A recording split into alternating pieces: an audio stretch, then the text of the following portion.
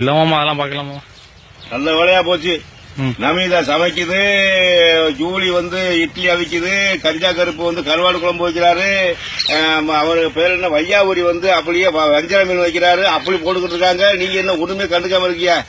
முகவை மாவட்டத்தில் பிறந்த ஒரு பெரிய தமிழ் இலக்கியத்தினுடைய தன்மானவாதி ஒரு கமலஹாசன் ஜட்ஜ்மெண்ட் பண்றாரு. அதெல்லாம் பாக்குறீங்களா நீங்க? நான் சொல்றேன், இப்ப கஞ்சா கருப்பு அவர் கருவாடை போனாரு, அவரை வெளியேற்றிட்டாங்க.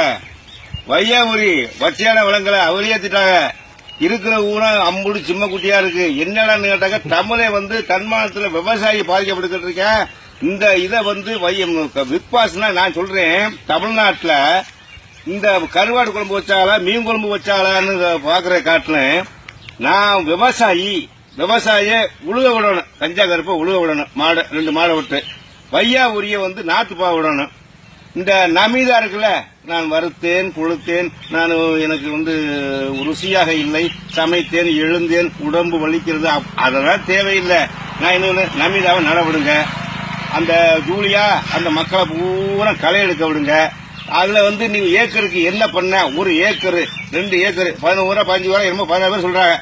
ஒரு ஆளுக்கு 50 சென்ட் 20 சென்ட் விட்டு நீங்க இதுக்குள்ள விவசாயம் பண்ணணும். உங்களுக்கு எவ்வளவு பயிர் பண்ணீங்க, இதுல எவ்வளவு நெல் எடுத்தீங்க அப்படின்னால்தான் இந்த விவசாயம் விட்டுட்டே பார்ப்பாங்க.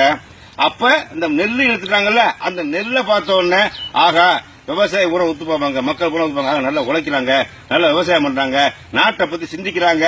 கஞ்சா கருப்பு காசை பத்தி கலப்பல்ல. வையாவர் கோழியா சம்பாதிக்க நினைக்கல.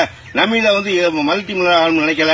இந்த எத்தனையோ ஊழல வீடு இருக்காமல, அதெல்லாம் வேண்டாம்ங்க, நாங்க உழைக்கிறோம்ங்க, இங்க பாருங்க அப்படின்னு சொன்னாங்கன்னா இது நாட்டுக்கு நல்லது.